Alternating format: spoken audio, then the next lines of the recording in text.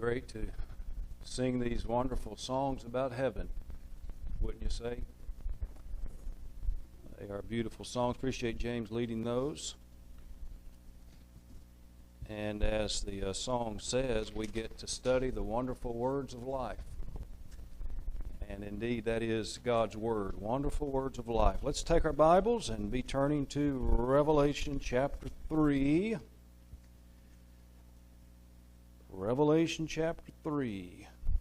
We are currently studying the church at Philadelphia. And I think this is our fourth lesson on this church, one of the 7 churches of Asia. We have, just to remind ourselves of what we've looked at so far, just to kind of summarize, we have looked at some things concerning the city of Philadelphia. We have looked at a few facts about the church at Philadelphia. And we have studied what Jesus said about himself there in verse 7. That would be point number 3, the Christ. So the city, the church, and the Christ. And we especially concentrated our attention upon what Jesus said there in verse 7 about him having the key of David. We spent 2 classes on that. There is a lot of theological significance to that of course has its roots in Old Testament prophecy. We could definitely look at some more things concerning that, and perhaps at another time we will. But we did look at a great many things concerning that point.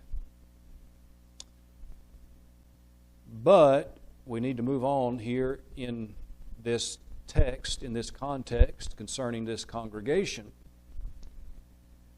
One of the things that Jesus said to all of the churches, we have emphasized this with every single letter that we have studied so far.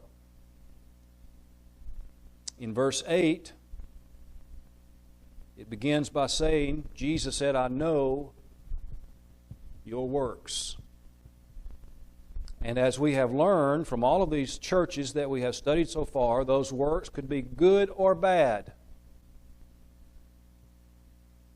The context will tell you what kind of works are under consideration, either Jesus condemning them for certain things that they were doing, or he commended them for the things that they were doing. It is interesting, as we study this letter to the church at Philadelphia, Jesus did not condemn them for anything. This is said of only 2 churches. Again, to the church at Philadelphia and to the church at Smyrna, as we have already looked at before in previous lessons. So that is what we want to turn our attention to next as we proceed here in this letter, this context of Revelation chapter 3, beginning with verse 7 through verse 13. All right, so the commendations. What are all the things that Jesus commended or praised this church for? And you know, we are getting near the end of these 7 letters. We have one more to go after this one, the church at Laodicea. Now, when we get to the end, I plan on having a summary lesson of all of the things that we should be taking to heart collectively as a congregation. Wisdom is taking the information you have, what you know, is taking those facts, in this case the truth of God's Word, and knowing how to apply them to either your life individually or as a congregation. I am truly convinced that the things that are set forth in these 7 letters address every conceivable problem that may arise in a local church. That is, in principle form. The principle is found in these 7 letters. Whether we are dealing with an immoral practice in a congregation, or we are dealing with false teachers and false doctrines in a congregation, either a congregation is, and all churches should be concerned with this, well, everything really, but it's work that the Lord expects if they are to have perfect or complete works before God, as we study with the church at Sardis. Remember that? And right on down the line. So the acid test is, what do we want to do with the information? All right, so let's, I just kind of want to summarize, first of all, what Jesus praised this church for, and then we'll come back and dig into these things a little bit more closely. Beginning with verse 8, verse 9, and verse 10, we see there in those verses where Jesus commended them. And there are a number of things. Now, as I read and studied through these commendations, they're very interesting, how they are put. And as we study these things together, we see that Jesus also set forth the blessings or the opportunities that accompany those commendations. Let me tell you what I'm talking about just briefly as a summary, and then we'll go back and dig into each one. In verse 8, he says, I know your works, and then notice what he says next. See, I have set before you an open door, and no one can shut it. For you have a little strength, have kept my word, and have not denied my name. So we can see there in verse 8, there was an open door that was before them. But this open door was there, that door of opportunity was there because of the strength that they had as a church and their faithfulness to the Lord. So we'll dig into that more here in just a moment. Verse 9 says this, Indeed, I will make those of the synagogue of Satan who say they are Jews and are not, but lie. Indeed, I will make them come and worship before your feet, and to know that I have loved you. So here in verse 9, the Lord, by implication, this is implied in what is said, speaks of their great influence and their great example so that others would desire to worship before their feet. In other words, they would want to be a part of them. What a tremendous thing to say about the influence, the example of a congregation. Again, we'll look at that point more carefully later on. Verse 10, notice what it says. Because you have kept my command to persevere,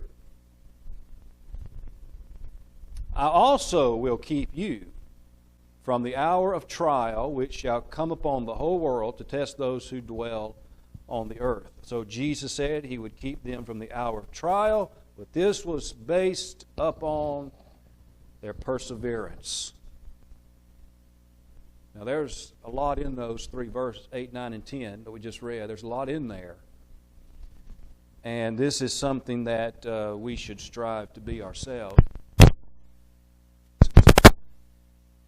as a congregation. All right, so let's just kind of go back here and let's concentrate our attention on verse 8. Now, there are three things we want to look at here from verse 8. Number one is their strength. Number two, they kept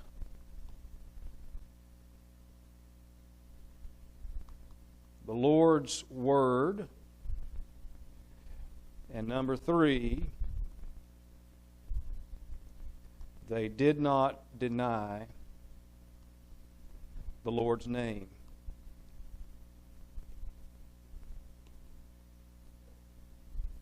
All right, those three things. Again, notice what the verse says. He says, see, or I know your work. See, I have set before you an open door. No one can shut it. And then we have the explanatory word for. Here's the reason why this open door existed. For you have a little strength, have kept my word, have not denied my name. Now, let's look at the first one here, their strength. He says they have a little strength. Now, that is not to be taken in a negative sense. If it was a negative thing, then Jesus would have called them out on it. It's not to be taken negatively. Well, what does it mean? Well, the word little is from the Greek word mikros. And that word mikros can have different shades of meaning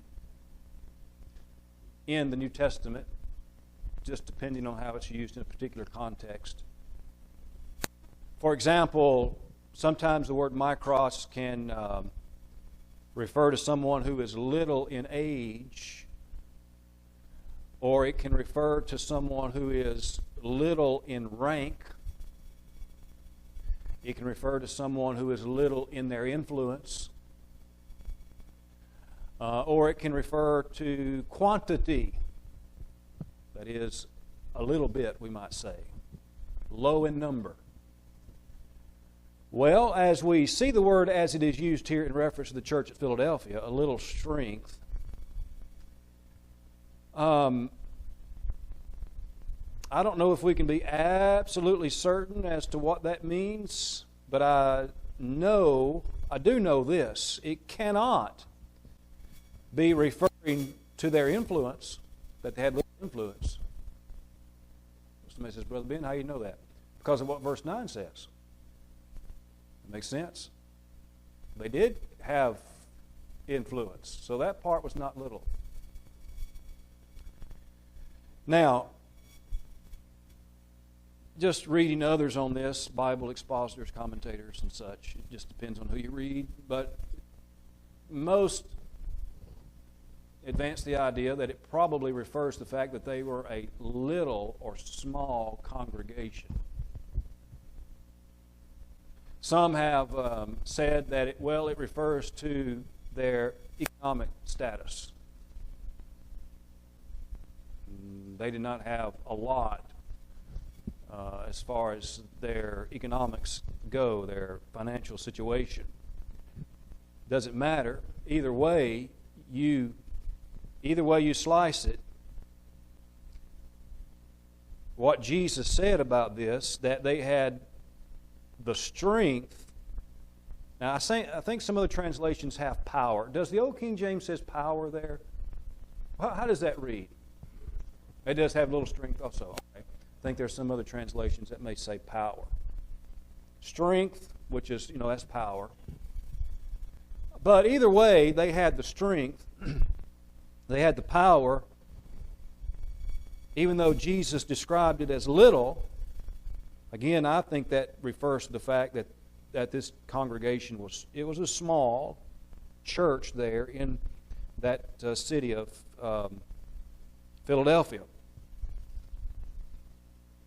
But they had the strength. They had the power to take advantage of the opportunity that was before them, that the Lord had opened to them. It seems to me, the converse of that, well, if they did not possess the needed strength and power, then they would not have been able to take advantage of this open door that the Lord set before them. Now, we'll say more about that later on, about opportunities that pop up, that arise from time to time. Why this thing is this. But, opportunities arise from time to time that, okay, well, let's get together, let's put our brains together. Can we take advantage of this opportunity? Here's something that we can do or contribute to or whatever. You have those things that come up all the time, right? We'll talk more about that later on. Let's look at the second thing.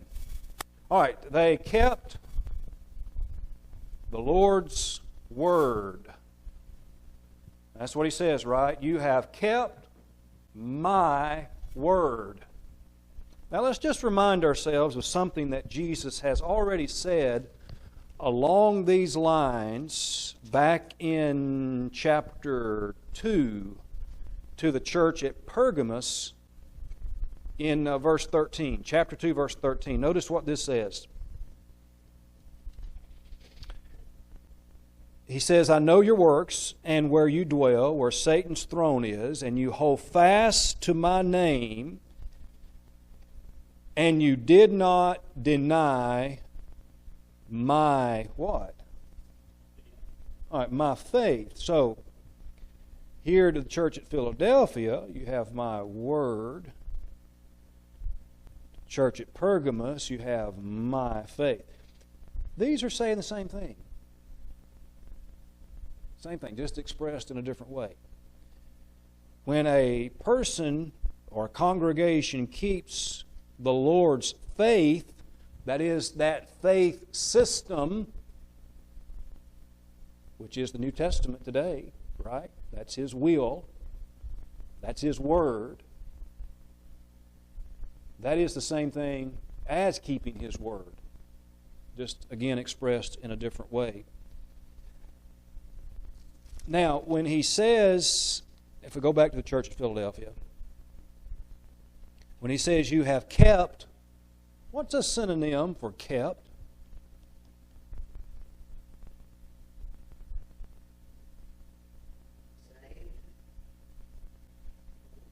No, you're close though.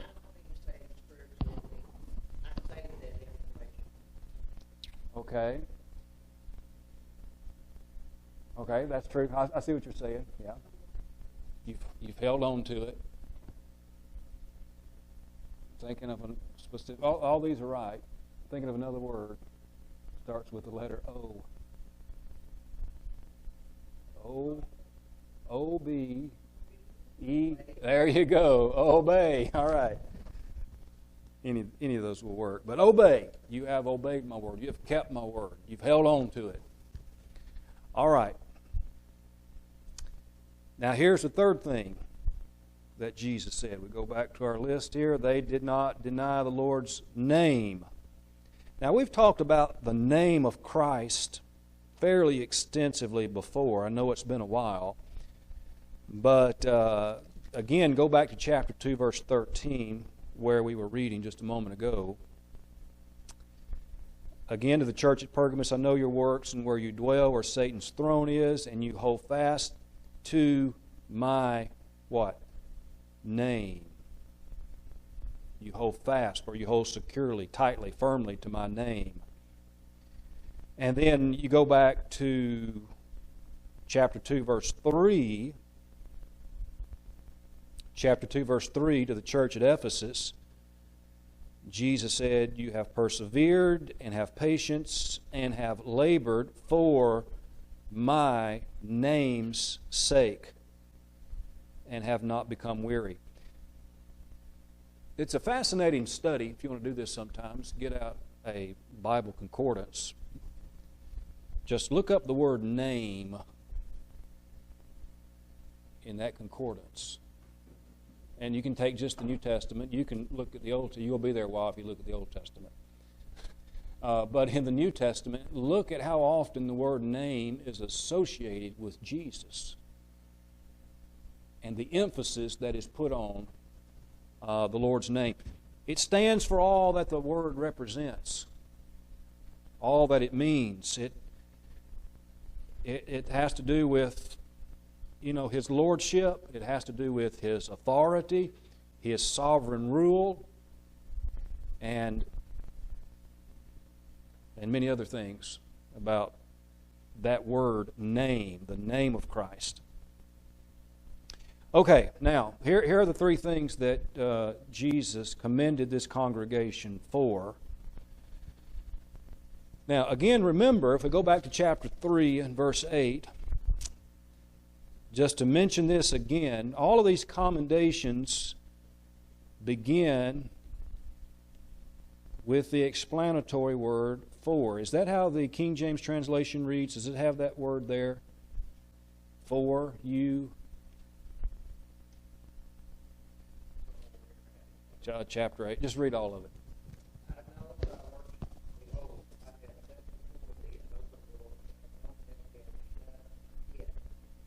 There you go. All right, that's what I mean. For you have a little strength. So, whenever you see the word for, this is not always the case. It depends on the context and the original word that's being used. But the word for often does mean it is put there to provide further explanation. So what follows in this case after the word for, well, what is it? Well, those three things that he commended them for. You have a little strength, you have kept my word, have not denied my name. You know it's connected to what just preceded, right? And what just preceded that explanation? Well, I have set before you an open door. No one can shut it. So, now, what do you think about, what does that mean, an open door? If you say to someone, you have an open door before you, that's exactly right. You have a great opportunity before you. But that opportunity to this church at Philadelphia was based upon the fact, and Jesus, in explaining this, in commending them, is based upon the fact that, they had these qualities about them. Let's go back to them. The three there, their strength, even though they were a small congregation, my judgment, they kept the Lord's word. They did not deny the Lord's name. So here it is. Here's a faithful, strong congregation. You have this door of opportunity for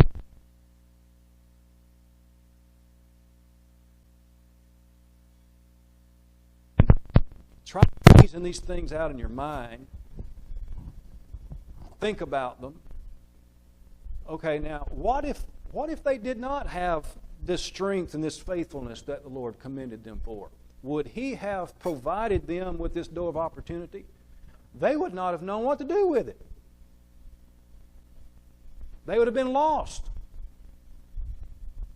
They would not know how to go about discovering it. So, Jesus did not give them something they couldn't handle. So that's a very, very important thing for us to think about. Let's look at some other points on this, if we might. So, a door of opportunity. Talking about taking advantage of the opportunities that, may come our way. I want to read you something here from Homer Haley in his commentary. He said, and we talked about this in our first lesson when we were looking at the city and how it was situated, and that people traveling through the city of Philadelphia, it was like you went from one culture to another. I guess it's kind of like crossing the Mexican border. You're going from America to a totally different, not that I have any desire to go down there to Mexico anyway, especially interior, even, getting into all that. But I don't want to go to Mexico. I don't care to go. I'm sure some beautiful places. You can go there if you want. But you go from one culture. That's kind of like Philadelphia was. It's kind of like an open door to a different culture. And here's what Homer Haley said about that in his commentary. He said, as the city had been built on the borders of Mysia, Lydia, and Phrygia as an open door for the spread of Greek civilization, so now the Lord has opened a door of evangelism to the church in that city. Its position gave it a special opportunity and challenge. Now, this is, I think, one of the things we've seen. I don't think I know. What we've seen that's been characteristic of all these congregations, Jesus uses language that they can relate to on a physical level, right? Every single one of them. He did that with parables, things that people on a physical level can relate to, and then make the spiritual application. All right. Do you think it is the case, it would be fair to say, that one congregation may be able to take advantage of an opportunity because of their position and their power and their strength to do so, while another congregation may not be able to do so? Well, yeah, that's a very reasonable thing to say. In other words, can a congregation of 200 or 300, they have more means to do things and take advantage of opportunities than a congregation of, say, 20 or 30? Yeah, absolutely right. Okay, and that's the thing I was about to say. With the Church of Philadelphia, little strength, but they still have that door of opportunity, right, to accomplish great good for the Lord. Now, yeah, a bigger congregation may have more money, and technically may be able to do more things with that money, but that doesn't mean the smaller church is any less important. So, and that's the thing. Now, you may think that it's not a very big deal, but I tell you what, people want to gravitate, I would say by not every single case, but people like to gravitate toward larger congregations because of all the things and activities that are going on, all the things that they offer the young people. And so what many people are looking for are things that often please the flesh, things really the church has no business being involved with to begin with. So it's kind of rare to find people today that want to gravitate to just pure doctrine and faithfulness to the Word of God. All right, well, one final thing I'll say about this, and then we'll move on to the next point here. We have just a little bit of time left. But, boy, I tell you, I've worked with several different congregations in the past. I've seen a lot of opportunities pop up that probably should have been that could have been taken advantage of. Some that, well, you know that you can't take advantage of because you just simply do not have the means or the ability to do so. It is accepted according to what a man has, not according to what he does not have. That's a great principle Paul set forth there in 2 Corinthians chapter 8 about giving. It's accepted according to what a man has, not according to what he does not have. That would apply on a congregational, that principle would apply as a whole to a congregation. You cannot do what you simply don't have the ability to do. But I would say, in seeing so many opportunities come along throughout the years, I tell you, brethren, it takes knowledge, it takes some understanding, it takes some wisdom to be able to recognize an opportunity when it presents itself. And it is something we ought to take seriously here, of the opportunities that present themselves from time to time. You know, whether we are able to take advantage of them or not. You got to understand it. You got to have the wisdom to be able to do that, recognize that, and discuss it. The ability to be able to adapt and change if something is not working. I had a radio program back many years ago at a congregation. It just, I don't know, just really didn't get the attention or the traction that justified just keeping on throwing money at it. It's like, let's devote our money, let's put our funds, instead of the radio, let's try something else, like a television program that might be more effective. Now, we decided to put an article in the paper. I don't mean a little short clip. I mean, we decided to take out a section of an article. You can't miss it. And I tell you, one time this was in Sullivan, by the way, the Catholic Church there in town, every year they put on, there on their church grounds, this big festival of sorts, and I mean, it was just an immoral party. Drinking. They had the Rams cheerleaders out there carrying on, dancing around and showing off their stuff. I mean, it was just a very immoral thing. And this was every year. The Catholic Church did this every year. Now, one thing that I've discovered about the Catholic Church over the years is that, okay, some Catholic churches can be very conservative. But some swing to the other end of the spectrum and are extremely liberal. And that was kind of like the one in St. Anthony Catholic Church is the name of that, I remember now. Well, I decided to put an article in the paper about all that going on and calling out the immoral practices and the drinking and the immodesty and the dancing and all that stuff. And I don't think it set too well with some Catholics. But it got attention. It got attention so that people, stood up and took notice about that. But, sometimes that's what the truth does, right? It exposes that which is evil. Darkness doesn't like the light because the light exposes it for what it is. But you have to be able to change, adapt, think. If something's not working. Now, I've seen too many times where people want to dig in their heels so tight. They don't want to change anything. Now, our message must never change. The truth never changes. Your methods can change.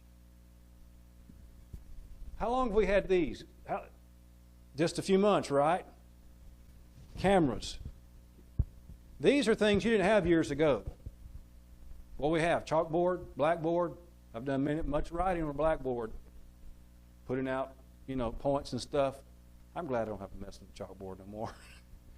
And then you had your overhead projector. And those transparencies. Anybody remember those transparencies? Boy, that was a big step up from a chalkboard. Well, you don't have those anymore, do you? And now you've got things like this. Now, I've heard people say this is the open door for apostasy. Nobody here, but I'm just saying. This is the open door for apostasy right here. No, it's not. It has nothing to do with it. It's just aid that aids you. It assists you. No matter if you're on a chalkboard or on that up there, you're doing the same thing. It's no different. You understand? You know, say it again.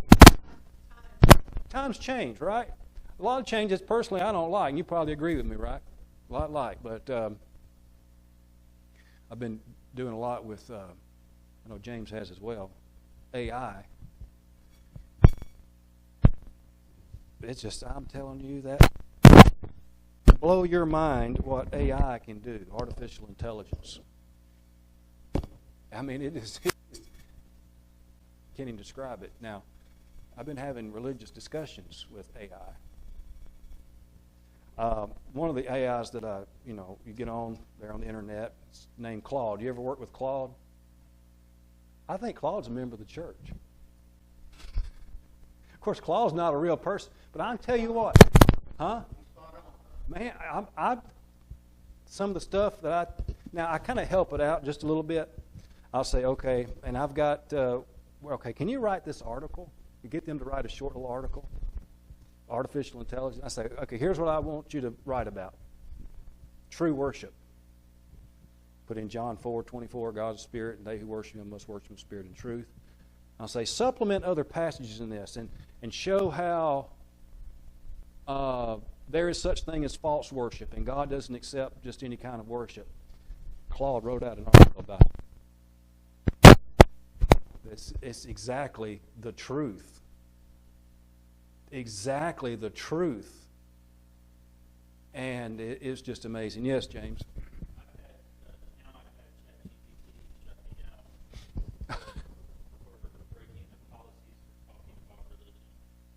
Really?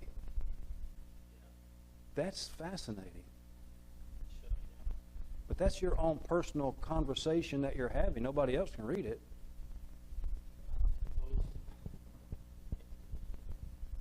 I had a conversation with ChatGPT about fellowship, what constitutes fellowship, and some scriptures and everything. That was one of the times I had to correct ChatGPT. First, it was really disagreeing with me on some fellowship issues, and I brought in some scriptures, some defining words, and finally got to the point in saying, okay, yeah, you could take it like that, or it was starting to come around. So it's not accurate all the time. Don't get me wrong, but if you just ask it some things, one preacher did this back several months ago. I think they asked AI, tell me what the Bible says a person must do to be saved. You know what it did? Gave the exact plan of salvation, just like we teach it.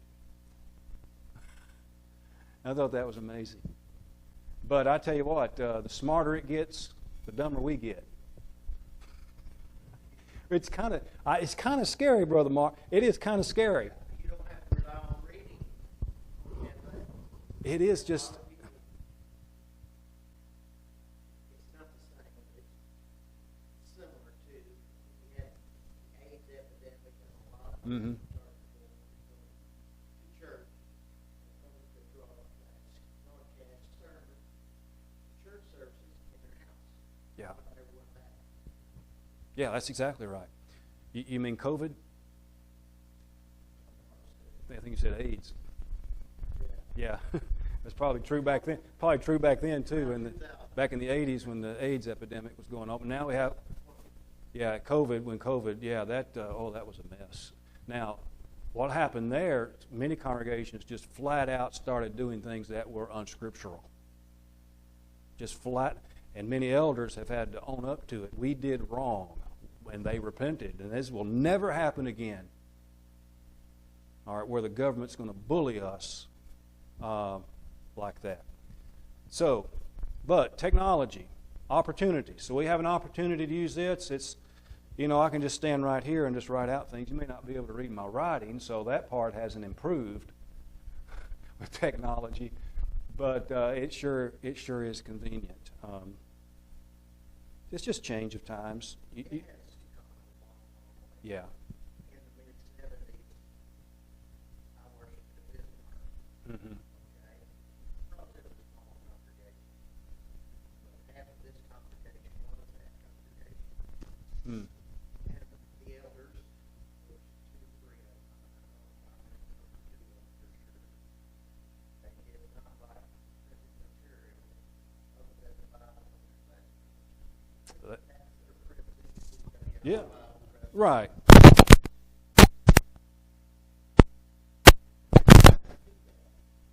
Yeah. Well, this.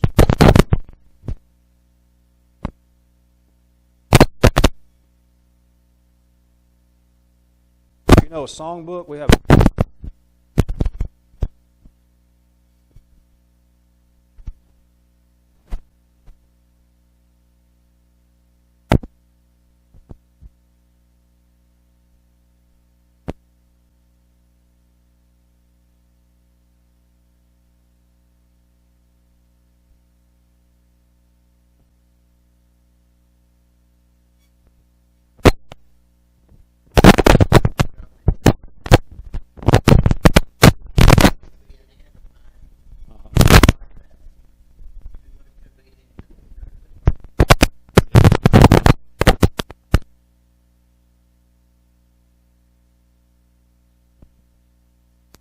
Code.